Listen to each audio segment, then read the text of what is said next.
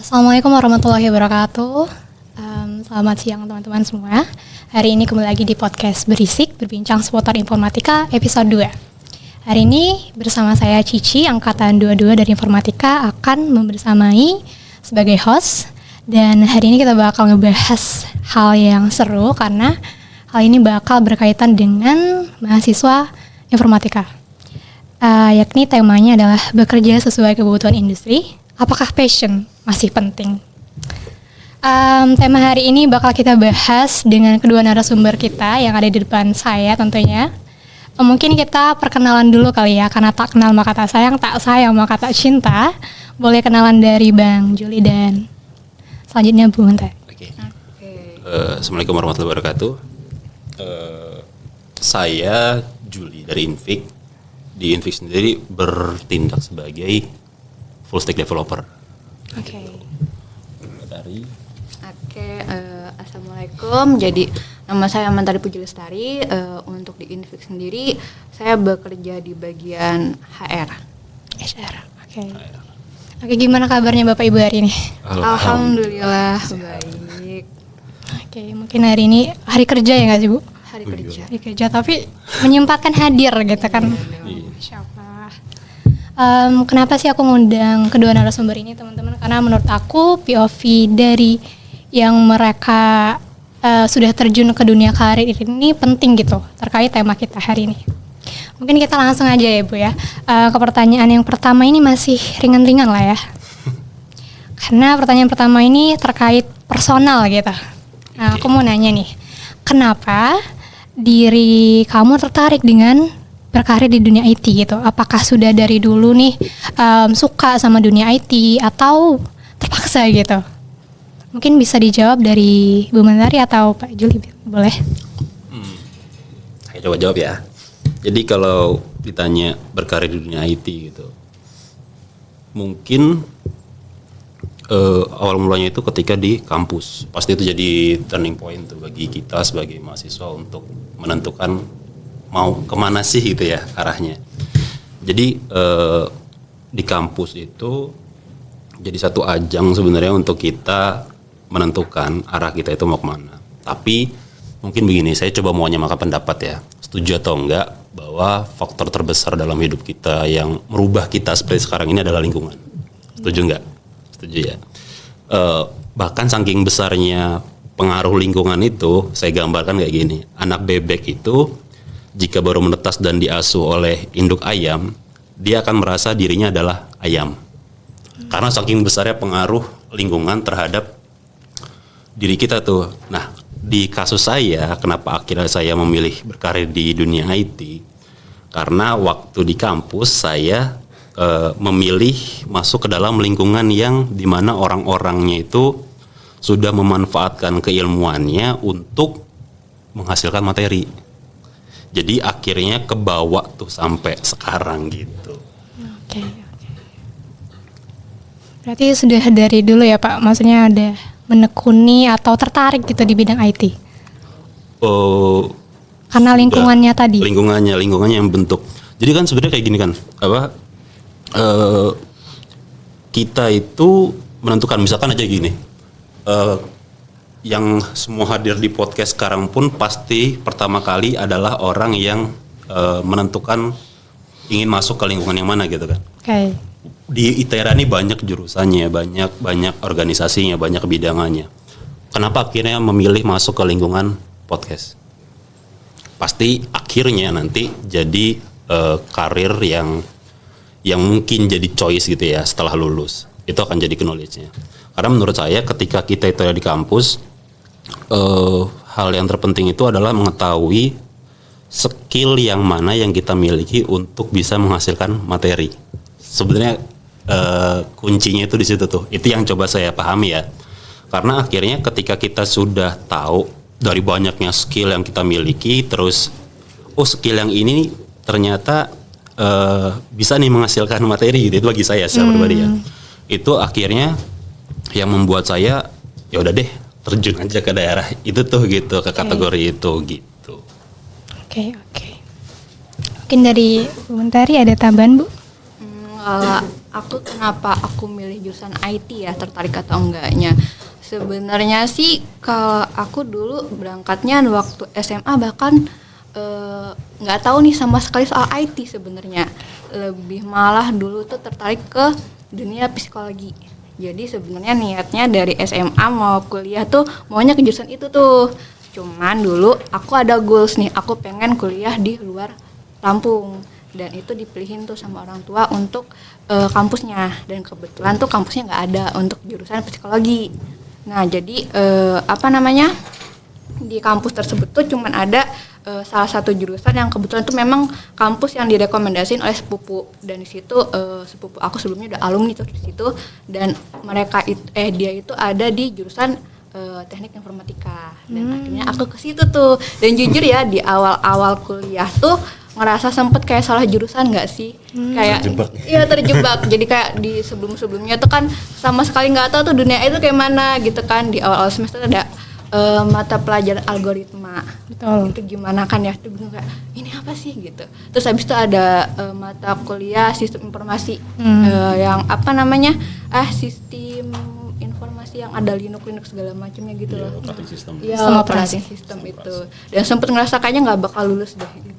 Di awal semester tuh kan banyak tuh yang udah depresi ya. Dan salah jurusan nih. Iya, salah jurusan tuh kayaknya salah deh. Tapi alhamdulillah sih wisuda.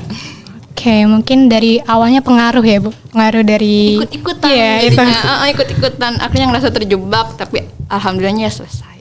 Alhamdulillah selesai, walaupun ngerasa tertatih-tatih gitu ya Bu ya di awal-awal. Tertatih banget tuh, kayak wow banget sih ya. Itu tertatih-tatihnya sampai semester berapa Bu kalau boleh tahu? Sampai semester, kayaknya semester 1 selesai tuh udah ya, karena kan tuh udah algoritma segala udah ngalir kayaknya. Ya dihadapin aja sih, dan akhirnya ya selesai. Ya tertatih sih, kalau dibilang tertatih sampai akhir juga tertatih sih ya. Banyak memang kalau yang hal-hal baru kan bikin kita jadi di luar dari keinginan. Biasanya ketika masuk ke dalam jurusan yang memang nggak kita minati itu, kadang itu bebannya kan double ya. Jadi udah beban pertama, beban di pendidikannya, yang kedua moralnya nih. Saya mau jadi apa depannya gitu. Itu pasti jadi pertanyaan tuh. Nanti lulus jadi apa? Saya nggak tahu gitu pasti. Relate sih dari tadi ngomong ini relate, karena aku juga kayaknya posisinya sama kayak ibu dulu gitu. Iya kan, gimana gitu. Apalagi udah mulai belajar ngoding tuh kan ya, udah ada ketemu error gitu kan, kayak error gitu gimana gitu. Iya, awal tuh ada kayak nginstal aplikasi gitu kan, kayak wah. Ya, alhamdulillahnya teman-teman, kedua narasumbernya sudah jago-jago sekarang ya sih. Mungkin pertanyaan yang kedua, aku pengen nanya nih, apakah di awal karir kedua narasumber nih pernah sempat menghadapi dilema gitu, antara mengikuti passion atau memilih jalur yang lebih sesuai tuntutan pasarnya gitu? Boleh dari tuntutan pasar atau passion ya dilemanya. Saya mau coba pisahin dulu ya tuntutan pasarnya ya, karena sekarang udah masuk kan ke dalam industrinya gitu, jadi saya pengen pisahin dulu secara tuntutan pasar. Tapi kalau dilema, saya itu salah satu orang yang terkena kutukan platypus. Tahu nggak kutukan platypus? Apa itu? Nggak ada yang tahu kutukan platypus. Jadi platypus itu unik nih. Platypus itu hewan yang super. Dan kutukan platypus itu terjadi di hampir kebanyakan mahasiswa. Jadi bayangin nih, platypus itu tuh mamalia, dia menyusui. Anehnya dia bertelur. Iya lagi. Nanggung banget tuh. Platypus itu punya racun, tapi racunnya nggak mematikan. Dan saya lupa jelasnya gimana. Tapi racun platypus itu ternyata baik untuk dan berguna bagi kehidupan kita sebagai manusia. Nanggung banget gitu ya. Udah beracun, nggak mematikan, malah berguna. Nah, kutukan platypus itu menggambarkan mahasiswa yang mempunyai banyak keminatan gitu, mempunyai banyak knowledge, mempunyai banyak passion lebih tepatnya gitu. Sebenarnya justru menurut saya gitu, yang sudah coba saya jalani dan saya lihat, banyak mahasiswa yang sebenarnya punya kutukan platypus itu, terkena kutukan platypus itu gitu. Yang bahkan untuk menentukan passion pun kita nggak tahu gimana caranya gitu. contoh kasus deh, saya pernah kejadian dulu ketika merasa nih karena semua itu seolah-olah pengen didalami gitu. Coding pengen didalami, desain pengen didalami, suka sama games, buat games gitu. Terus ngomongin soal matematika, ya ayo-ayo aja, ngomongin ayo-ayo aja gitu. Tapi ketika masuk ke industri, blank. Maksudnya blank itu karena kita cuma ada di level dasar atau mid gitu ya. Sedangkan kebutuhan industri itu kan tuntutannya harus sampai produk jadi. Dan aturan dan segala macam itu tuh yang waktu itu benar-benar jadi dilema gimana menentukan passionnya bakat bukan justru milih passion apa kebutuhan kebutuhan industri gitu yang saya bingung justru malahan kebutuhan passion saya itu apa gitu sampai akhirnya memutuskan udah deh cukup stay di satu bidang aja coba mendalami banyak peran gitu tapi mengalir aja kayak di Infix nih di Infix itu boleh tanya Mbak bentar gitu saya secara struktural memang full stack developer tapi di pekerjaan sendiri apa aja itu hampir dikerjain gitu ya Mbak ya gitu karena kan memang kebutuhan balik lagi industrinya itu masih mencoba bertumbuh kan jadi memang akhirnya diserahkan ke beberapa orang yang ada di dalam industrinya itu gitu. Nah akhirnya kan kegelisahan saya yang tadi pengen menentukan passion gitu harus terbebani lagi dengan banyaknya tuntutan industri gitu. Akhirnya kalau bagi saya lebih kepada menata diri sih. Menata diri gimana caranya coba untuk strike ke dalam satu bidang aja nih. Memang susah banget untuk tipikal orang yang terkena kutukan platypus. Beda sama orang yang emang udah tahu gitu tahu ya passionnya itu wah saya suka sama game, saya suka sama desain, saya suka sama ini. Itu kayaknya lebih enak gitu. Gitu sih kalau di saya. Dilemanya tuh ya. Iya. Gitu tuh. Malah menentukan passionnya apa gitu kan. Passionnya apa. Daripada milih gitu, milih karir di mana gitu. Mungkin dari Ibu Mentari ada tambahan Bu? Kalau dari aku tuh dulu sempat di awal-awal lulus itu sebenarnya aku udah ngerucut sih, aku pengen setelah lulus tuh pengen ada di bidang bisnis analis. Nah kebetulan aku dulu kuliahnya di Bandung, jadi ada salah satu inceran perusahaan di situ untuk menjadi BA ya itu harus S1. Nah kebetulan waktu itu aku masih ada di D3, otomatis nggak bisa dong masuk, harus melanjutin S1. Nah jadi karena itu jadinya nggak jadi pilihan dong karena gugur gitu kan untuk jadi harus jadi S1 gitu. Alhasil aku milih ke bagian administrasi. Jadinya saat D3 sih aku lebih ke administrasi sih, jadinya nggak ke sesuai sama passion yang sesuai sama background pendidikan. Oke. Menarik ya teman-teman. Dari jawabannya tadi aku nggak expect loh. Ternyata ada hukum kutukan platypus. Itu bahkan jadi konsen pendidikan. Kita dengar loh itu. Iya. Itu jadi konsen pendidikan karena kan gini ya. Bayangin aja deh. Akhirnya kenapa kutukan platypus itu muncul ya? Kita itu dituntut dapat nilai 100 di semua bidang. Iya. Betul. Curhat, maaf. Iya kan ya. Kita dituntut dapat nilai 100 di semua bidang. Yang akhirnya semua bidang itu harus kita kuasain. Oke, bagi sebagian orang mungkin bisa memanage dirinya gitu ya, memanage dirinya dalam artian yaudah deh egonya dibuang kita fokus ke satu gitu. Cuman kalau orang yang memang ngikutin aturan gitu, ya bukan berarti saya bilang saya ngikutin aturan, enggak juga. Dia harus coba berjuang untuk dapat nilai 100 semua bidang tuh sampai akhirnya dia pelajarin semuanya gitu. Akhirnya kebablasan sampai nggak punya jalan gitu. Di banyak pilihan nih udah dikasih matkul segala macam, dituntut untuk menjadi yang terbaik di semua matkul tuh emang ngebebanin sih. Padahal kita sebenarnya punya nih matkul tersendiri kayak atau pilihan sendiri yang pengen gitu ditonjolin gitu ya. Oke. Mungkin pertanyaan selanjutnya nih terkait tema kita. Ada nggak sih resiko terbesarnya jika seorang memaksakan untuk bekerja di sesuai passion mereka tanpa memperhatikan kebutuhan dari pasarnya sendiri? Aku mau tahu pandangannya sih. Resiko Sama beratnya kebutuhan industri ya.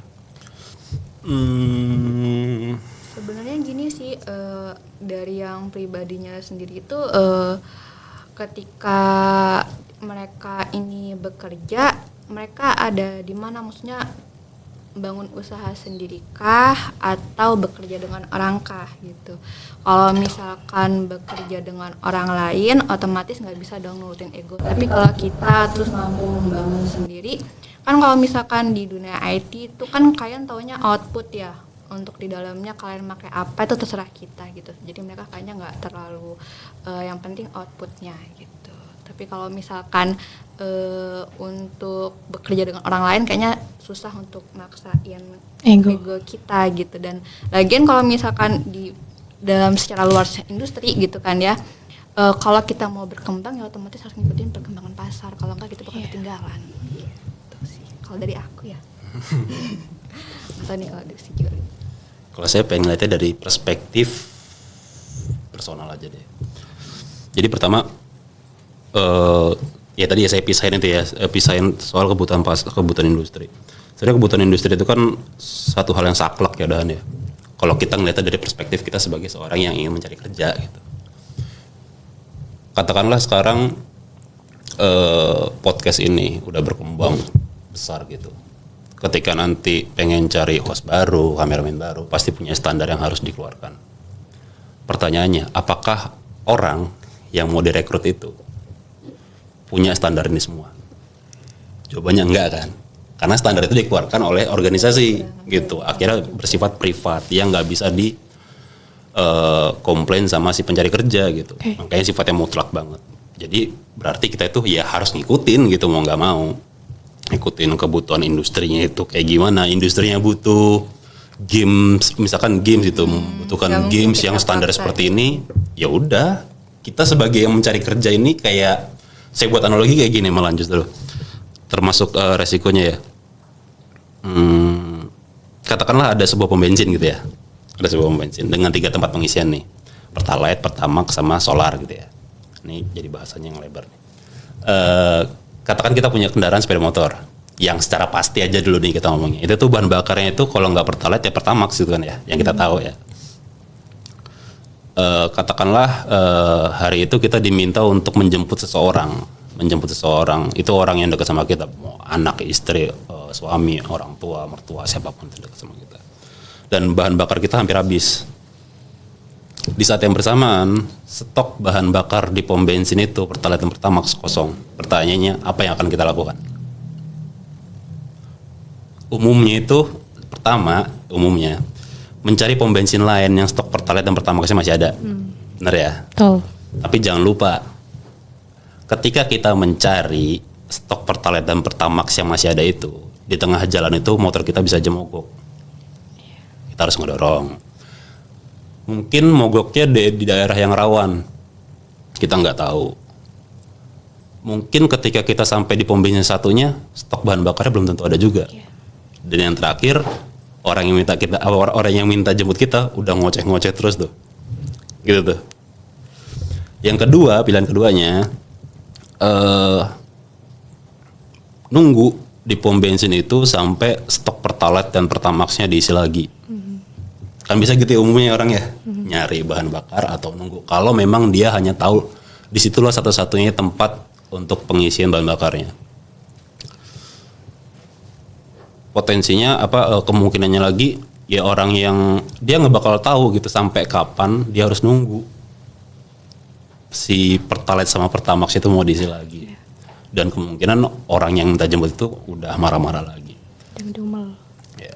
Nah sekarang konteks itu kita coba pakai orang yang menentukan karir di dunia di menggunakan passion atau enggak. Katakanlah pom bensin tadi itu adalah sebuah industri. Pertalite dan Pertamax itu adalah passionnya. Kondisi-kondisi yang bakal terjadi itu adalah kemungkinan realistis yang bakal kita dapatkan. Mogok di jalan itu mungkin musibah yang bakal kita dapetin. Ketika kita nggak tahu nih, kita mau mencari kerja, menuntut sesuai passion atau enggak. Kondisi-kondisi itu adalah kemungkinan yang bakal terjadi ketika kita menjalankan hal itu gitu. Dimarahin itu termasuk kayak tadi, mungkin mau nyari kerja sesuai dengan passion belum dapat kerjaannya, anak udah minta bayaran Istri udah minta skincare baru, kompor nggak nyala, gitu-gitu banyak banget tuh kan ya. Itu realistis kan? Kita ngomongin secara realistis. Akhirnya kebanyakan orang itu pakai opsi yang ketiga, diisi pakai solar.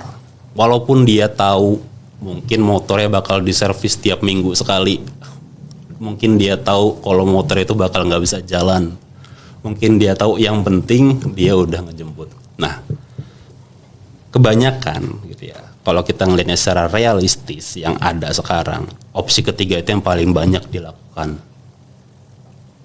Kita kerja nggak sesuai dengan passionnya.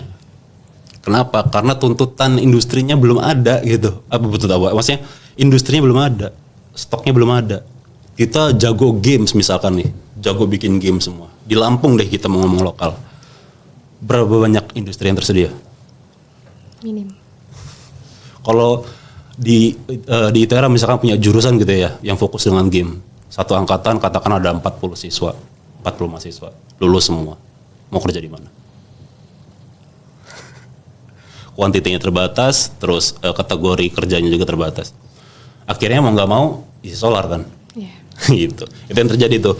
Tapi yang terpenting sih bagi saya boundary-nya itu dari passion sendiri adalah tanggung jawabnya. Jadi gimana caranya kita bersikap terhadap orang tua kita, terhadap istri, anak, pacar, orang siapapun itu gitu. Gimana cara kita bertanggung jawab untuk sampai akhirnya ketika bensinnya mau habis, ya udah ditelepon aja dulu, sabar ya bensinnya mau habis. Mungkin gitu tuh. Gitu sih. Okay. Relate tapi ya. Relate sih. Relate. Tadinya mau isi pertalite tapi yang adanya solar ya udah. Daripada nggak dijemput.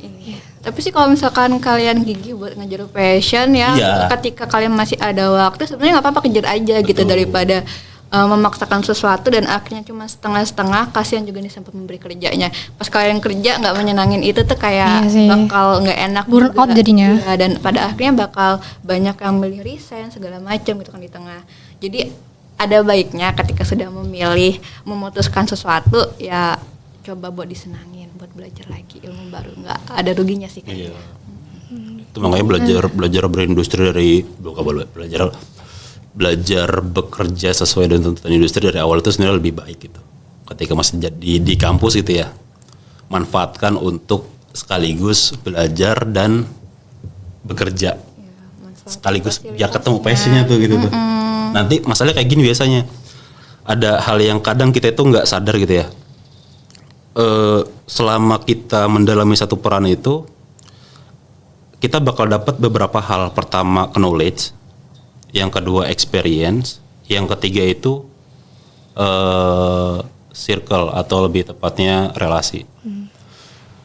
Saya karena dari awalnya udah fokusnya ke IT, circle saya sekarang isinya IT semua. Mau saya nyari kerja, mau nanya kawan, ada kerjaan nggak? Pasti kawan mikirnya belum ada yang mau bikin aplikasi gitu. Nggak mungkin dia nawarin itu ada motor rusak, nggak mungkin ditawarin itu gitu. Ditawarinnya belum ada yang mau bikin aplikasi lagi gitu. Circle-nya itu udah terbentuk gitu, relasi udah terbentuk, experience-nya udah dapet, kita udah punya pengalamannya. Terus knowledge-nya kita udah punya. Nah biasanya kita tuh bakal condong bakal ke arah situ dan mantepin diri untuk ngejar tuh. Kan tadi kan saya bilang kan stok Pertalite dan Pertamax-nya masih kosong, itu kan belum tentu di POM selanjutnya ada. Gitu. Jadi ya udah usaha aja terus. Saya bukan bilang berarti jangan kejar sesuai dengan passion, tapi itulah dampak yang mungkin muncul ketika kita tuh maksain passion untuk dijadiin sebagai satu-satunya pilihan gitu. Relate-nya juga kita harus pikirin nih. Kita kan bukan hidup di dalam dunia ekspektasi kita ya. Gitu. Oke, mungkin selanjutnya aku nanya nih, ini sebenarnya pertanyaan berkaitan nih sama yang awal, yang kadang yang sebelumnya. Ini nanya nih, pernah nggak sih Bapak Ibu ini ada pengalaman yang terkait berhasil menyelaraskan antara passion dengan pekerjaan yang sedang dilakukan? Nah, jika ada, boleh nggak sih cerita detail gitu, sharing di sini? Kalau misalkan passionnya itu adalah bekerja sesuai dengan jurusan background kuliah gitu kan ya. Udah salah duluan. Enggak, maksudnya di sekarang saat ini sebenarnya kita itu cenderung akan ngelakuin sesuatu yang kita suka sih sebenarnya, kayak segitu banyaknya peluang kesempatan pasti kita nggak akan ngelihat hal yang nggak kita suka gitu kan. Jadi dari awal itu kan memang aku memang lebih tertarik untuk di bidang psikologi memang kan ya. Tapi untuk jurusan IT-nya sendiri kan kayak aku ceritain awal-awal tuh aku pertamanya tuh pernah masuk ke bidang administrasi dulu gitu kan ya. Tapi pada akhirnya pernah nih relate ke jurusan IT. Itu lumayan sebenarnya di awal-awalnya itu jadi kayak aku kerja di bagian IT support. Jadi dia tapi IT support itu bukan yang jaringan, bukan, tapi dia itu kayak ngebenerin codingan kayak warna segala macam gitu. Karena memang ada IT intinya gitu kan ya. Itu kayaknya awal aku mulai menjelaskan sama si passion di jurusan sesuai dengan background IT ya. Kalau misalkan sesuai dengan passion yang aku pengen ini psikologi gitu kan di HR, itu malah ketika aku balik ke Lampung tuh bekerja di sebuah perusahaan swasta di Bandar Lampung. Sebenarnya aku masuk di awal sebagai BA dan akhirnya aku menemukan itu gitu. Menemukan yang tadi aku bilang pengen jadi BA. Dan aku dikasih kesempatan tuh buat di situ gitu. Dan lumayan bekerja di job desk setahun kan lah ya. Dan pada akhirnya itu yang aku bilang bahwa kita bakal ngeliat kesempatan-kesempatan yang kita sukain gitu. Dan di situ aku ditawarin buat HR. Dan akhirnya aku mulai pindah posisi ke HR, tapi nggak langsung meninggalkan BA-nya ya. Aku masih ngurusin proyekan, dokumen-dokumen proyek gitu. Dan sebenarnya sekarang ini walaupun di SR ini istilahnya aku nggak di IT-nya, tapi tetap aja sih ya bantuin juga gitu. Jadi nggak hilang sama sekali tuh ilmunya, tetap bermanfaat. Oke. Kalau gimana dari Pak Juli? Gimana ya? Tadi kan udah dijelasin dari awal ya, saya itu kutukan platipus. Jadi tetap ya. Kalau ditanya penyelarasan, tapi sebenarnya gini, kalau saya coba ngelihat ke diri saya yang lebih dalam gitu ya, saya tuh tipikal orang yang punya cara berpikir otak kanan atau otak kiri tuh yang tentang seni dan kebebasan. Kan ada kan ya? Yeah. Otak kanan itu kalau nggak salah tentang hitung-hitungan matematika gitu. Otak kiri itu tentang kebebasan, seni dan kebebasan itu. Nah, kalau saya coba nelisik ke diri saya itu paling dalam itu, saya itu kayaknya lebih suka yang kiri. Condongnya lebih ke kiri. Karena dulu berpikir itu seni itu lebih gampang gitu. Karena kan cuman bikirin sesuatu yang menurut kita apa, terus keluarkan aja gitu kan ya. Terserah mau dalam bentuk apa tuh medianya, mau itu musik, mau itu gambar, mau itu apa gitu. Terus coba diselaraskan dengan pekerjaan yang ada sekarang. Ternyata masih bisa ya gitu, masih bisa itu dalam tanda kutip kayak gini. IT terutama di code gitu, pemrograman. Sebenarnya itu kan secara teknisnya kan sama ya seperti seni ya. Kita itu mikirin dulu sesuatunya. Apa tuh? Orang seni juga gitu kan ya. Sebelum mereka melukis itu, mereka itu berimajinasi dulu sebanyak apapun gitu, detail sampai mengungkapkan perasaan yang paling dalam untuk keluar gitu kan ya. Kalau orang IT kan logika, dipikirin dulu ini gimana caranya supaya ini seperti ini gitu. Ketika udah dapet, medianya aja yang beda. Kalau orang seni mungkin tadi gitar, alat musik dan lain sebagainya, dan kanvas dan lain sebagainya. Kalau anak IT ya keyboard gitu. Keluar, ketik, jadi apa yang ada di dalam kepala gitu. Jadi lebih begitu tuh, karena cenderung sebenarnya anak IT itu kalau bagi saya nih, itu suka sesuatu yang instan itu maksudnya itu diketik sekarang langsung keluar. Pekerjaan yang kayak gitu, itu cenderung saya ya. Jadi kalau menyelaraskan, akhirnya ya tadi saya coba selaraskan apa yang jadi basic minor di dalam diri saya untuk berhubungan sama pekerjaan saya sekarang tuh. Seninya dijadiin menggunakan keyboard gitu untuk media outputnya gitu. Oke, mungkin aku bisa narik kesimpulan juga kalau dari Bu Mentari ini kayaknya sebenarnya menyelaraskan itu bisa seiring waktu nggak sih Bu? Iya. Jadi ketika kita belajar hal baru, siapa tahu itu juga minat kita ternyata gitu kan? Iya. Karena sebenarnya kadang-kadang kita juga masih bingung sih sebenarnya kan. Iya. Ketika nemuin hal baru ternyata kita lebih suka hal itu. Ya kan? Manusiawi ya. Manusia. Oke, selanjutnya mungkin nanya nih terkait skill nih. Oke. Ada nggak sih skill tertentu yang dipelajari tapi di luar passion ketika kita memenuhi kebutuhan industri itu? Kalau ada, gimana sih menyesuaikannya gitu? Skill tertentu. Skill tertentu. Kalau dari aku mah pastikan lah ya ada SR. Itu udah pasti udah di luar banget itu kan ya. Habis itu ada keuangan. Untuk belajarnya itu alhamdulillahnya itu aku dari lulusan dari jurusan IT yang biasanya itu memang ngulik-ngulik soal apa hal-hal yang teknologi gitu kan ya. Jadi setelah belajar hal-hal yang kayak SR, abis itu ada keuangan, itu lebih mudah dapetin ilmunya gitu daripada ya aku nggak tahu kalau misalnya orang di luar IT ya, cuman kayak ngerasa kebantu juga sih kayak misalnya aplikasi gitu. Kalau di luar passion tuh mungkin itu ya, tapi kalau sebenarnya untuk skill di dalam passion sebenarnya banyak loh. Kayak kalian nih di kuliah, aku yakin mungkin sedikit dapetin kayak dokumen project. Oke. Nah, kalian bakal belajar itu ketika kalian di industri gitu. Jadi jangankan mikirin hal yang ada di luar passion gitu, bahkan yang dalam pun kalian bakal belajar hal-hal baru. Dan iya, dan itu memang pasti ada. Kalau cara nyesuaiinnya ya belajar, ya kan? Mau kayak gimana lagi? Emang harus belajar, jangan keluar. Knowledge-nya belum dapat lah ya, experience juga. Jam terbangan penting sih. Jam terbang. Iya, jam terbang. Ini dari Pak Juli kayaknya banyak kayaknya. Saya udah perhatiin dari tadi kayaknya ngerasa aduh apa itu ya? ini jadi curhat kayaknya. Skill tertentu. Ayo buka Pak. Skill tertentu. Jadi kalau tadi dengan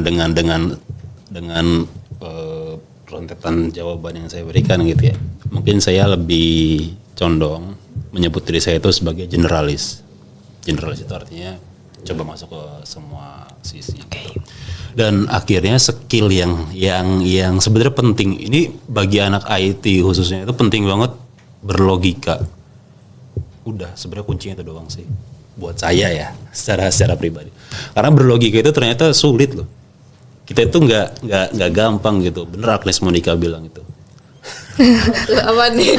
Cinta itu tak ada logika gitu kan. Tapi iya bener, karena logika itu susah gitu. Logika itu nggak segampang itu. Kadang kita itu berlogika, tapi kita itu nggak tahu kalau kita sedang berlogika. Oh iya, nggak sadar. Nggak sadar gitu ya. Kan sebenarnya itu yang jadi masalah kan. Maksudnya kita itu nggak sadar kalau kita itu sedang berlogika. Akhirnya kita tuh nggak bisa memanfaatkan cara itu. Gimana sih maksudnya ya? Misalkan kayak gini, berlogika itu kan sesederhana kita nggak punya uang, tapi kita lapar, kan tinggal true or false tuh nanti ada pilihannya.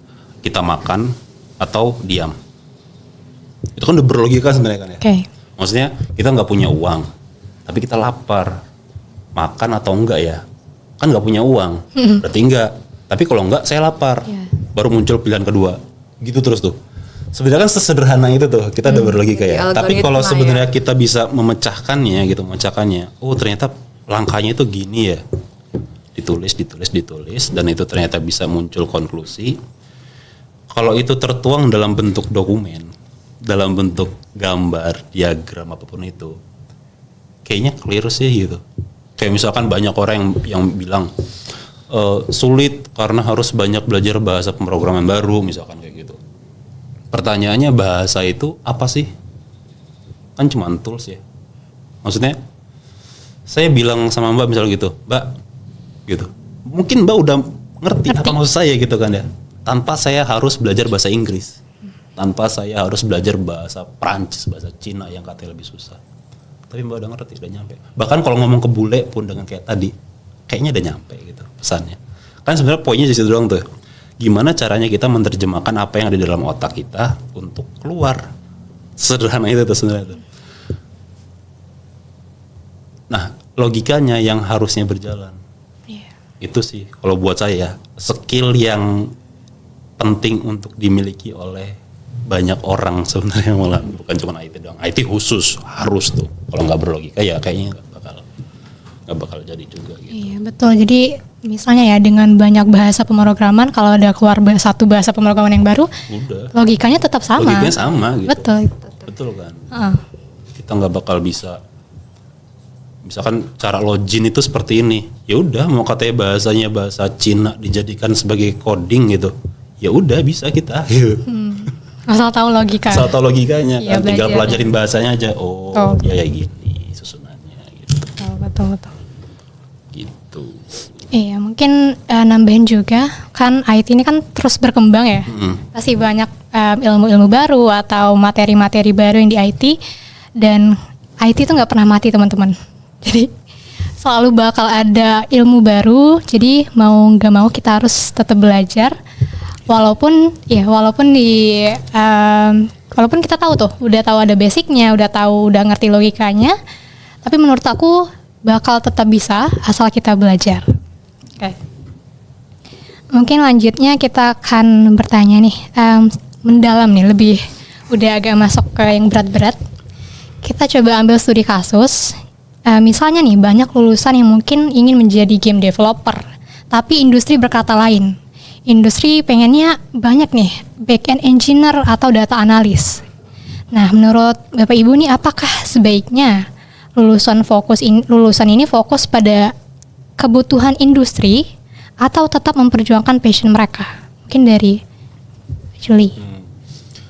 Ini sebenarnya nyambung ke jawaban yang tadi ya. Yang industri itu udah punya sakleknya sendiri gitu. Dan kita itu passion gitu. Kalau ditanya apakah akhirnya kita harus fokus kepada passion kita atau kepada kebutuhan industri, sebenarnya industri pun berkembang gitu. Industri berkembang. Kita nggak bisa nahan industri itu untuk nggak berkembang gitu. Sekarang industri itu udah masuk ke industri 4.0.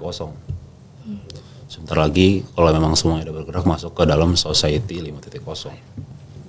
Society-nya.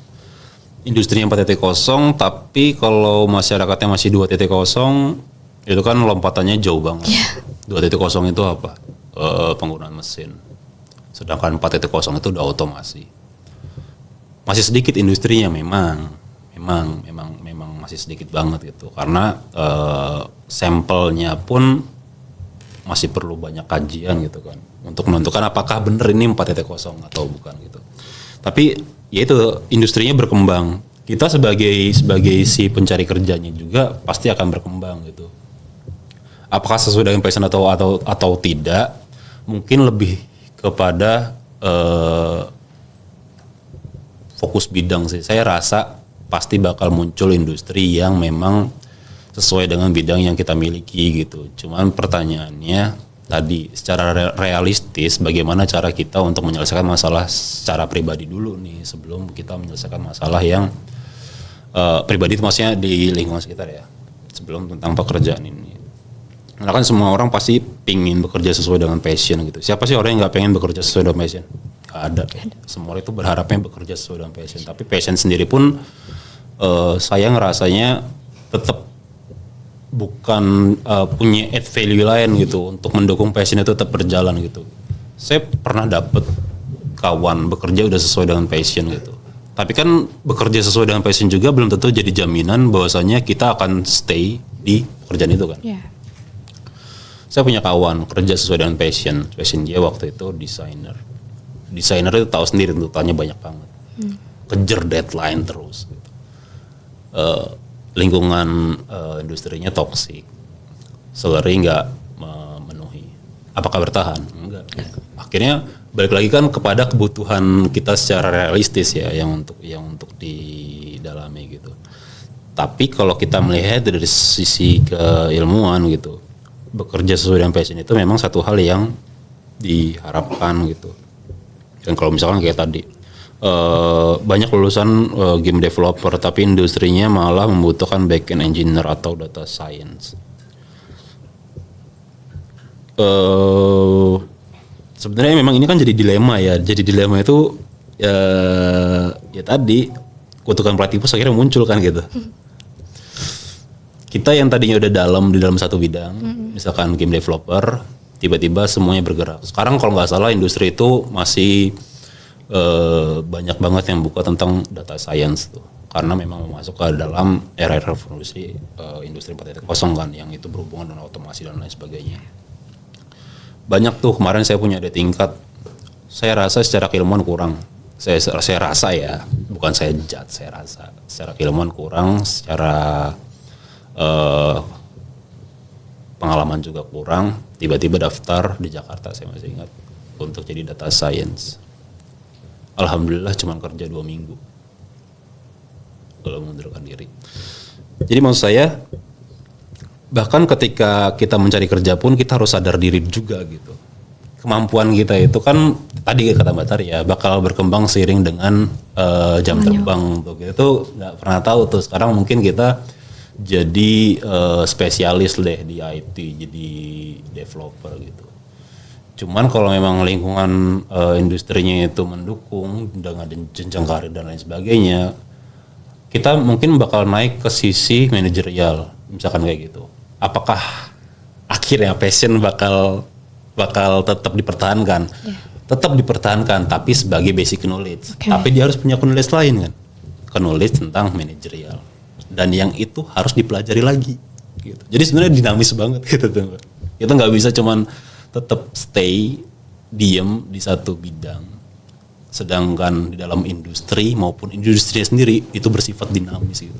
Kecuali kita memang mau saklek duduk diem di rumah sebagai freelancer, desainer atau IT gitu, ngerjain proyekan dari luar, ya udah bisa tetap stay itu gitu. Karena nggak ada tuntutan dari industrinya yang meminta kita untuk naik jabatan sebagai manajer atau lain sebagainya gitu.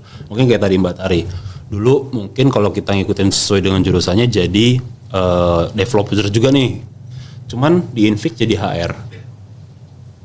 Gimana kira-kira? Kan kuliahnya nggak kepake, kepikirannya gitu akhirnya kan ya. Tetap kok kepake. Iya, maksudnya nggak kepake secara keilmuan teknisnya gitu kan. Karena HR ini kan lebih kepada tadi, sebenarnya passionnya Mbak Tari gitu. Psikologi dan lain sebagainya, tentang karyawan dan lain sebagainya. Yang itu Mbak Tari nggak dapatkan ketika di kampus. Dan nggak dikejar juga kan, maksudnya nggak dikejar itu pasti bakal udah apa keilmuannya udah beda gitu. Belajar lagi dong. Gitu kan. Sudah kayak gitu sih. Kalau di sisi kita sebagai pekerja gitu bilangnya. Kalau aku gini aja sih sebenarnya tuh kan kalian kalau misalnya kayak masih di semester 1, semester 2, semester 3 masih bingung kan ya, kalian ini skillnya apa sih gitu kan. Tapi aku yakin ketika kalian sudah mulai ngerucut mau wisuda atau mungkin udah mau arah-arah PKL gitu kan ya, itu kan udah kenal nih skill kalian apa. Jadi kan dari kampus juga ngasih kesempatan nih buat praktik kerja industri, kerja lapangan gitu. Buat kalian nguji nih skill kalian udah sampai mana gitu, pilihan kalian. Nah, aku saranin sih ketika kalian udah sampai di titik itu, kalian udah tahu nih kalian mau bakal jadi apa, coba searching pekerjaan apa yang bakal kalian dapetin. Gitu. Iya, perusahaan yang bakal kalian incar. Jadi ketika kalian lulus itu emang udah siap gitu, bukannya terus baru nyari, itu malah mungkin jadinya malah nggak dapet passion kalian gitu. Jadi lebih baik bersiap-siap tuh mulai dari sekarang, coba searching incaran job desk kalian, abis itu perusahaan yang kalian mau gitu. Jadi ketika lu sudah benar-benar oke. Jadi biasanya sih memang kayak gitu sih yang terjadi. Ini yang saya lihat ya, yang akhirnya orang itu bekerja sesuai dengan bidang kaliannya gitu.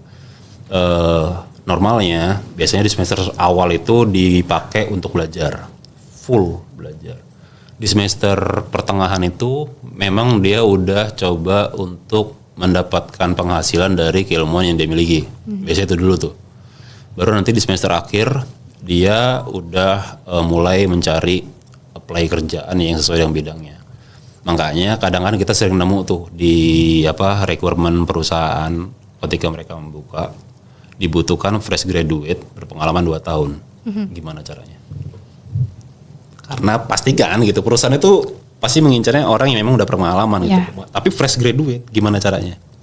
Berarti kan di dalam kampus itu memang dia sudah berpengalaman, mencoba untuk handle kerjaan sejenis gitu kan. Itu yang banyak terjadi dan itu yang saya alami juga akhirnya gitu. Kenapa ketika lulus sesuai dengan kejuruan deh, lebih tepatnya, saya bukan passion. Sesuai dengan kejuruannya gitu. Oke. Berkaitan dengan pertanyaan tadi, aku mau nanya terkait tren pekerjaan atau kebutuhan industri ini untuk kedepannya. Menurut Bapak Ibu tuh ada nggak sih suatu keprofesian yang paling banyak dibutuhkan gitu? Keprofesian. Ya. Jadi kalau saya ini berdasarkan pengalaman pribadi aja dulu. Setelah lulus itu saya memang ada di kampus dulu. Ada di kampus jadi asisten dosen dan lain-lain sebagainya gitu. Jadi sedikit banyaknya akhirnya mempelajari tentang apa penelitian dan sebagainya gitu kan yang dilakukan gitu ya, termasuk tentang perkembangan si industrinya sendiri. Nah tadi yang saya bilang industri sekarang itu udah masuk ke dalam revolusi 4.0 yang dimana sebenarnya setiap perubahan revolusi industri itu pasti selalu ada yang diluh-luhkan, di mana lapangan pekerjaan itu akan hilang gitu. Misalkan dulu industri 1 ke industri 2 itu para petani itu pada ngeluh gitu karena nanti tenaganya nggak dipakai lagi, digantikan dengan mesin kayak gitu-gitu. Tapi akhirnya di industri 2 yang orang nggak sadari muncul profesi baru, orang yang ahli kelistrikan, orang yang ngerti tentang maintenance itu muncul yang belum ada di industri 1. Nah, sekarang masuk industri 4. Kita harus pahami dulu industri 4 itu apa gitu. Industri 4 itu berkaitan dengan data. Industri 4 itu berkaitan dengan internet.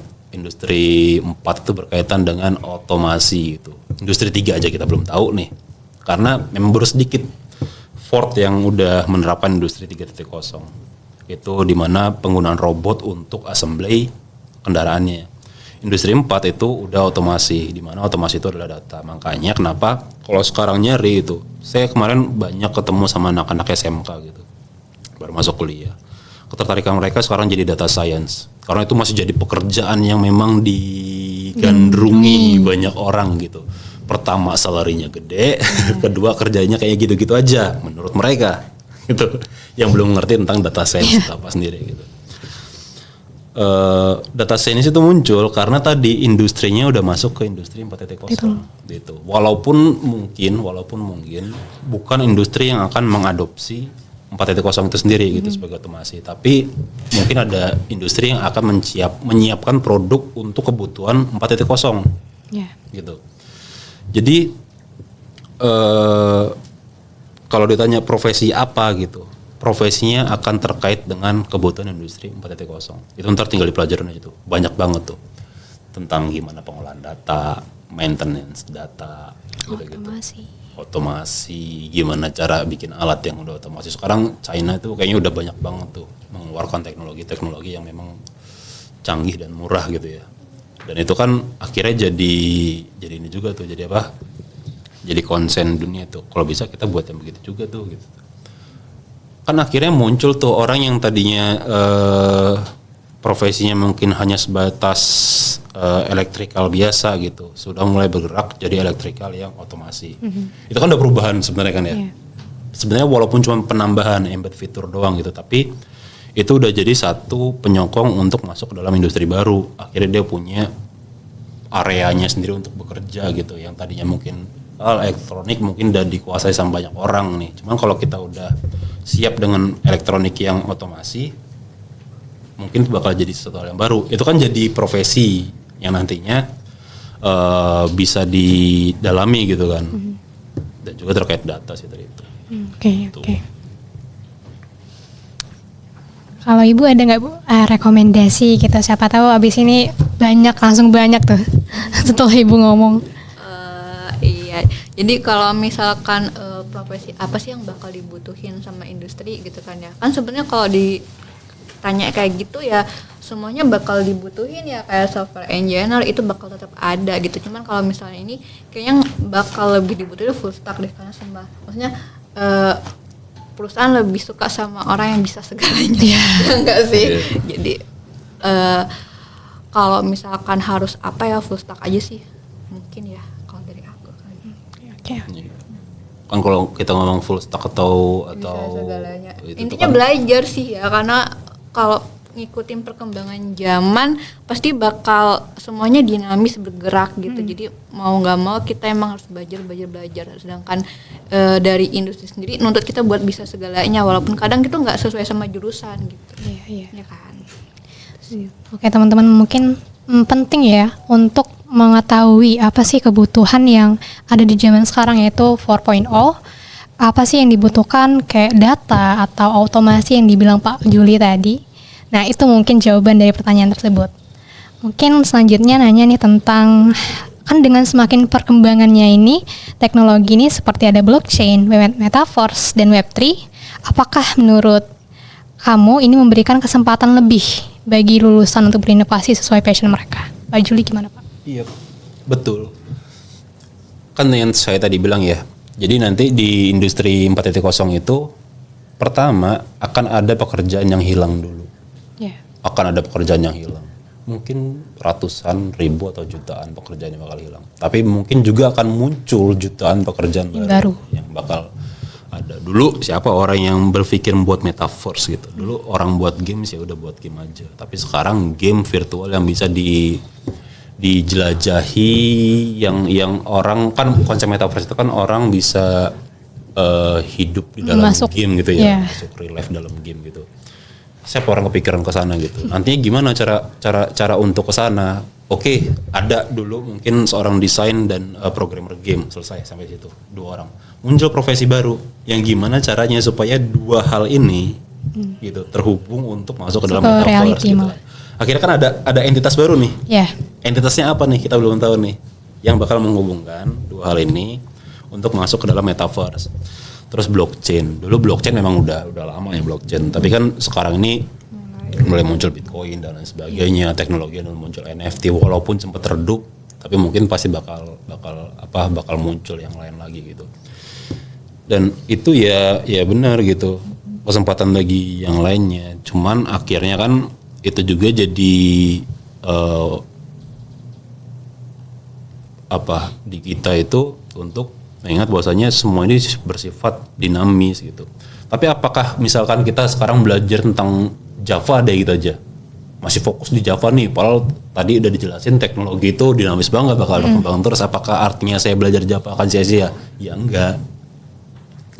Akan ada pasarnya sendiri gitu. Akan ada pasar sendiri, akan adanya industrinya yang butuhkan itu gitu. Tinggal kita mengapply aja ke industri yang tepat dan membutuhkan keilmuan yang kita miliki gitu sebenarnya. Jadi sebenarnya perubahan industri tadi itu membuat para lulusan ini punya kesempatan yang lebih luas gitu ya untuk mengeksplorasi juga kan, karena kan passionnya bakal bertambah gitu. Yang tadinya mungkin cuman katakan ada 5 passion di 5 bidang gitu, 5 bidang passion gitu ya.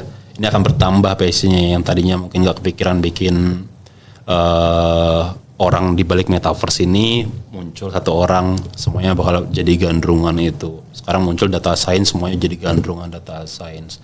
Nanti setelah data science muncul lagi otomasi, muncul lagi semua tentang otomasi. Itu kan akhirnya jadi kesempatan tuh buat lulusan ini. Makanya tadi perkembangan industri juga harus kita lihat berdasarkan perkembangan teknologinya. Teknologi bakal maju terus nih. Dan itu tuh gila banget kalau kita lihat gitu. Teknologi itu berkembangnya itu cepet banget. Dulu di zaman saya masih kecil, HP itu jadi barang yang langka gitu. Tahun-tahun 2000 sekian. Sekarang HP itu jadi barang yang murah gitu. Yang artinya cuma dalam waktu 5-10 tahun pergeserannya udah jauh banget gitu. Nah, kalau mahasiswa yang baru masuk sekarang gitu, lebih baik mengikuti perkembangan industrinya dari sekarang, supaya tahu ketika nanti lulus industrinya masih bergerak ke arah yang mana gitu. Oke. Jadi petanya bisa dibuat ketika masih di dalam kampus gitu. Oh, industrinya sekarang masih ramai misalkan di metaverse gitu. Misalkan metaverse masih tinggi-tingginya. Ya udah dari awal kita udah ngikutin nih metaverse, perkembangannya gimana. Kita udah prepare persiapan semuanya gimana. Nanti ketika lulus metaverse-nya rilis gitu, kita udah siap untuk ada di dalam industrinya gitu. Oke. Mungkin perkembangan IT ini bukan salah satu yang harus ditakuti ya teman-teman, tapi malah jadi kesempatan baru gitu. Betul. Ya bisa jadi kesempatan baru, siapa tahu yang masa berikutnya yang dibutuhkan apa dan kita sudah mempelajari itu langsung saja bisa dapat pekerjaan yang lebih baik pastinya. Selanjutnya mungkin ada titipan pertanyaan nih. Titipan pertanyaan dari masa informatika kita. Sebenarnya agak di luar konteks, cuman kayaknya ya udahlah ditanya aja kali ya. Boleh ya Bu ya? Boleh. Nanya nih tentang apakah benar peran kepemimpinan dan keorganisasian ini dibutuhkan dari pekerjaan IT gitu. Mungkin boleh siapa? Aku ya kali ya. Kalau misalkan ini harus menjurus ke IT-nya atau gimana nih? Gimana? Kalau boleh IT, boleh kalau Ibu ya umum nggak apa-apa. Gini, kalau aku tuh mau ngasih tahu kalau dulu ya di awal-awal curhat dulu kan ya. Jadi dulu di awal-awal pas aku mulai lulus mencari pekerjaan, itu perusahaan lebih suka sama anak-anak lulusan yang itu berasal dari organisasi. Kalau di Bandung ya waktu itu ya, karena dulu waktu di kampus aku sebelumnya itu emang diwajibkan untuk ikut organisasi walaupun cuma satu. Itu syarat lulus. Karena kalau dilihat dari pandangan aku setelah bekerja ini, itu ada bedanya memang ketika anak-anak itu sewaktu kuliah mengikuti himpunan organisasi dengan yang tidak. Karena mereka akan tahu tuh gimana sih cara kerjanya organisasi himpunan. Kan kalau kalian tuh kan ada kayak sekretaris segala macam, gimana kalian buat event segala macam, itu kan ada kerjasama koordinasi gitu. Dan kalau misalkan dengan teman-teman lain yang mungkin nggak ikut himpunan, mungkin akan lebih baik dengan orang yang ikut himpunan gitu kan, karena mereka tahu nih mereka bakal gimana cara kerjanya gimana gitu. Sebenarnya itu sama aja sama ketika kalian ada di perusahaan, ketika misalnya ada project di IT gitu kan, kan itu kan banyak prosesnya kan ya, ada misalnya ada sebelum after sales, habis itu sales gitu kayak gitu kan, itu harus ada koordinasi antara tim. Makanya ada PM segala macam. Kalau misalnya kalian biasa kerja individu atau nggak mengetahui gimana caranya, itu biasanya gimana sih kalian ketika buat event ternyata ada yang nggak bekerja sama, itu kan susah buat dapet goalnya kan. Jadi aku nggak tahu buat yang sekarang ya, tapi kalau dulu memang dituntutnya buat lulusan itu lebih disukai ketika mereka mengikuti organisasi di pas di kampus. Gitu. Jadi ya itu perlu sih. Iya. Ya, jadi karena kan IT itu kan bukan entitas bukan entitas yang tidak dikenal kan. IT itu kan profesi gitu. Jadi sebenarnya ya sifatnya umum gitu. Keorganisasian, kepemimpinan itu kan wajib. Wajibnya itu sebenarnya supaya muncul satu aturan yang jelas gitu. Walaupun kita sama-sama tahu gitu dalam praktiknya sendiri pekerjaan di IT sendiri itu fleksibel gitu, fleksibel. Itu kan yang mungkin jadi satu pandangan pertanyaan yang keluar kan. IT itu kan selama ini kan kayak fleksibel gitu, kerja di mana aja bisa, kerja sendirian bisa, kerja gimana bisa gitu. Tapi pada intinya setiap pekerjaan itu ketika dimasukkan ke dalam satu organisasi dan memiliki satu leadership gitu, tentu arahnya akan berbeda. Contoh, kalau misalkan dulu Pak Nadiem Makarim gitu nggak kepikiran untuk ngebangun Gojek menjadi satu buah industri yang artinya di sana ada kepemimpinan dan organisasi, mungkin dia masih jadi orang yang ngambil proyekan di luar. gitu maksud nggak? Ya maksud. Freelancer yang ngambil, ya udah sinilah gitu. Mungkin masih kayak gitu kan. Tapi karena dia memasukkan itu ke dalam satu organisasi yang memiliki pemimpin dan kepemimpinan gitu. Akhirnya muncullah satu buah entitas gitu yang IT itu berperan di sana. Maksudnya IT itu jadi bagian dari entitas itu sendiri gitu. Dia bukan entitas yang ada di luar dan bisa seenaknya gitu. Bahkan kalau kita berpikir dengan kacamata yang kayak gitu pun, apakah podcast harus membutuhkan semua tim yang ada di sini? Perlu dong, kalau enggak kan nggak jalan nih. Bisa dong berdiri sendiri. Susah. Mbak beli kamera Doang satu. Mbak hidupin semua kamera, Mbak undang bintang tamunya, Mbak buat skripnya, Mbak edit sendiri. Kalau emang Mbak punya kemampuan itu semua, selesai. Kelimpungan Gitu kan. dong.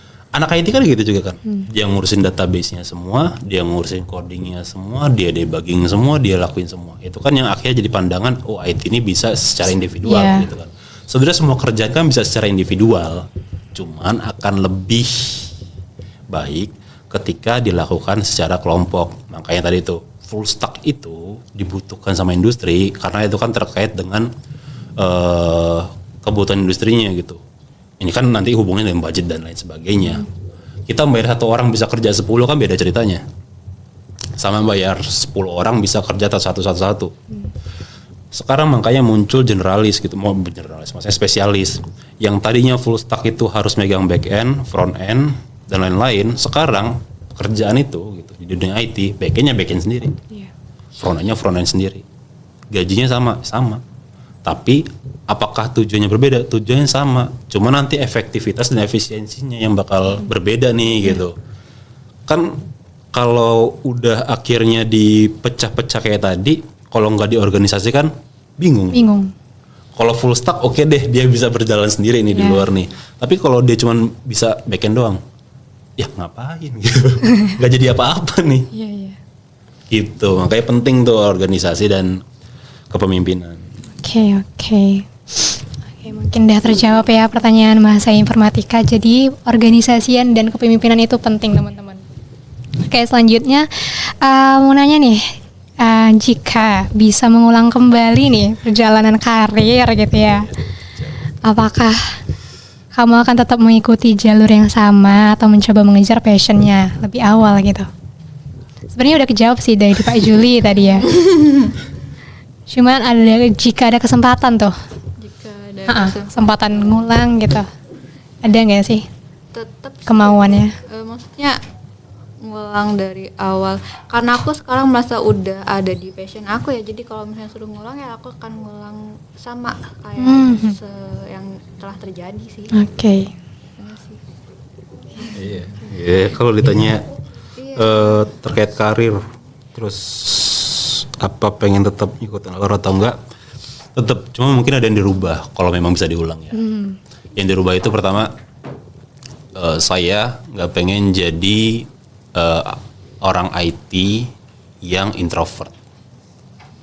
Gimana tuh? Karena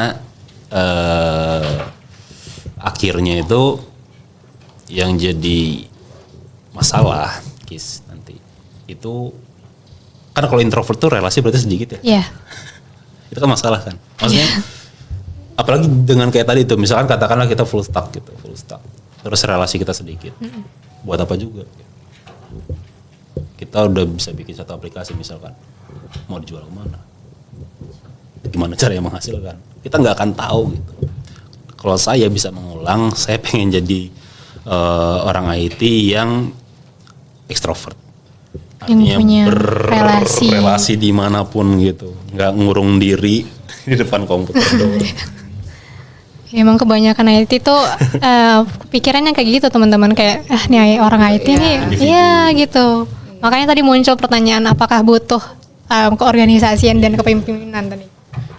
Tapi sebenarnya sih selagi kuliah memang harus banyak memperluas circle ya pertemanan, Iya. karena teman-teman yang kalian dapetin sekarang itu nanti bakal jadi networking kalian pas ketika kalian udah bekerja gitu. Dia bekerja di perusahaan apa tuh bisa jadi networking ya, entah itu buat jadi klien kalian, mungkin kalian nanti punya perusahaan baru gitu kan, bisa jadi partner kalian nanti, atau bisa ya banyak lah kan ya. Jadi manfaatin sekarang deh, karena nanti pas ketika kalian udah kerja menjalin pertemanan tuh akan nggak semudah ketika kalian ya itu kan.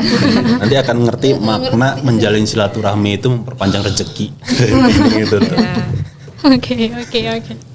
Mungkin ini pertanyaan terakhir nih ya. Mungkin ini tunggu-tunggu pertanyaan petuah atau apa ya, nasihat gitu ya. Nah, boleh nggak sih nge-sharing kalau ada mahasiswa atau lulusan informatika yang lagi bingung atau dilema memilih karir passion mereka atau malah kebutuhan industri? Ada nasihat nggak nih buat para masa informatika? Lebih baik sesuai passion. Maksudnya sesuai passion itu gini. Ya tadi passion itu kan harapan semua orang. Semua orang itu berekspektasi bisa kerja sesuai dengan passion. Menjadi spesialis itu kan nggak gampang ya. Bahkan seorang dokter aja untuk jadi spesialis itu butuh waktu yang panjang banget. Apalagi kita itu kan mau jadi spesialis, kalau dari anak IT itu kan nggak ada timeline-nya kan maksudnya. Tapi kalau kita pakai timeline dokter tadi gitu misalkan, jadi spesialis itu butuh waktu berapa tahun sih misalkan gitu. Ya udah kita pakai standar itu aja deh gitu. Coba lakukan sesuatu yang sama seperti apa yang seorang dokter, sekolah dokter lakukan gitu ya.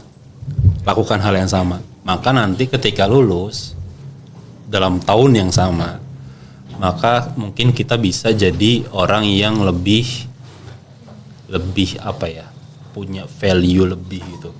Tapi kalau akhirnya nanti ngobrolin tadi lagi tuh tuntutan industri atau enggak gitu. Industri itu bisa mengexcuse. Itu kata kuncinya. Industri itu bisa mengexcuse karena gini. Ini kalau kita sekarang saya lihatnya dari perspektif sebagai industrinya. Ada industrinya. Excuse itu adalah ketika kita kenapa excuse bisa terjadi? Karena pilihannya itu akhirnya luas. Sebelumnya di industri itu mungkin hanya terdiri dari 4-5 orang yang akhirnya pilihan kebutuhannya itu sedikit. Misalkan mungkin bahasa yang digunakan AB doang gitu ya. Karena munculnya cuma dari beberapa kepala doang. Tapi ketika bisa muncul bahasa yang lebih dari orang yang lain, berarti kan industri itu punya excuse untuk merubah kebutuhan requirementnya. Yang artinya misalkan kita sekarang mendalami bahasa A gitu. Mungkin bisa jadi industri nanti bakal berpindah semuanya ke bahasa A itu. Kita nggak pernah tahu. Iya. Tapi pasti ada industri yang menggunakan bahasa A tadi. Jadi kalau mau ditanya mumpung masih kuliah, lebih baiknya sesuaikan dulu dengan passion dan keilmuannya. Jadi supaya knowledge-nya dapat, experience-nya dapat, dan relasinya dapat. Nanti kalau udah baru tuh industri itu bisa mengexcuse. Bahkan dulu saya nggak bisa PHP nih. Saya nggak bisa. Saya dulu fokus ke JS gitu, apapun tentang JS. Infix itu masih bergerak di PHP, menggunakan PHP karena pasarnya gitu, pasarnya selama ini ada relasi yang terbentuk dan itu masih banyak. Walaupun gitu di Infix sendiri mengexcuse kalaupun kamu bisanya JS doang, adapted gitu. Jadi itu yang tadi saya bilang, industri itu sebenarnya mengadopsi banyak hal, cuman opsinya masih terbatas. Tapi kalau ternyata kita bisa spesialis yang dengan banyaknya sertifikat, banyaknya keahlian dan lain-lain diajukan dalam bentuk CV, dilihat sama HR-nya dan tertarik, mungkin terima dan si industri bakal muncul satu choice baru gitu kan. Gitu. Mungkin dari Ibu? Buat teman-teman semua yang masih bingung nih antara nanti mau kayak gimana, saran dari aku sih jangan kelamaan bingungnya ya. Lebih baik buat coba cepet ngerencanain masa depan kalian mau kayak gimana, inceran perusahaan, inceran pekerjaan tuh udah mulai coba dikerucutin deh gitu. Jadi ketika kalian lulus tuh sudah mantep mau kemananya gitu. Toh ketika nanti kalian ternyata setelah lulus ternyata nggak dapet nih gitu kan sesuai passion kalian gitu. Saran dari aku juga tetap senengin gitu, coba belajar, coba cari kesenangan apa sih yang bisa kalian senangin di situ gitu, karena itu baik buat kalian juga baik buat si perusahaannya gitu. Ketika nanti soal passion bakal ada nih banyak kesempatan yang bakal ngehampirin kalian dan pasti kalian bakal ngikutin apa yang kalian suka kok, nanti bakal ada jalurnya buat ke passion kalian gitu. Jadi menurut aku jangan kelamaan deh bingungnya gitu, karena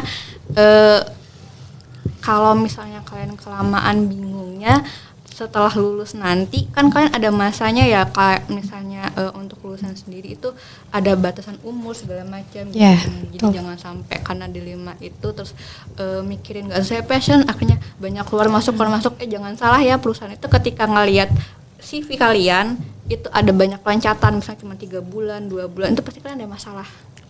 Nah itu jadi pertimbangan untuk ngerekrut. Nah jadi menurut aku sih benar kata si Juli tadi, buat harus kalau bisa kerjalah profesi yang menurut passion kalian. Ketika masuk senangin karena itu kan passion kalian ya. Dan kalaupun enggak tetap harus senangin juga. Kesempatan pasti ada kok nanti di depan. Oke. Kesempatan pasti ada teman-teman. Walaupun tidak sesuai passion. Tadi aku dapat ilmu HR-nya juga ya dikit. Oke, mungkin tadi pertanyaan terakhir ya. Mungkin selanjutnya kita mau kenalan sama Infix gitu. Unit Visual Xperia.